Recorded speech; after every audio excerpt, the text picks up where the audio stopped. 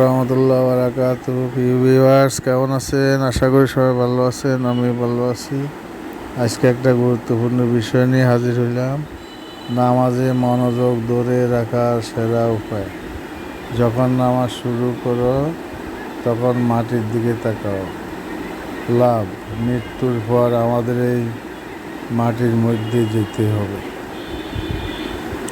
রুকু করো তখন পায়ের দিকে তাকাও। লাভ, আমাদের ঘ্রাণ পা থেকে বের হতে শুরু করবে।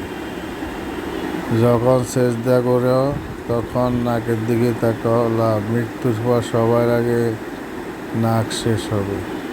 আর যখন বসো তখন দৃষ্টি নিচের কোলের দিকে হওয়া উচিত। লাভ, কারণ আমাদের যদি হাতেই এই দুনিয়া ছেড়ে চলে যেতে হবে, কারণ আমাদের খালি হাতে এই দুনিয়া ছেড়ে যেতে হবে।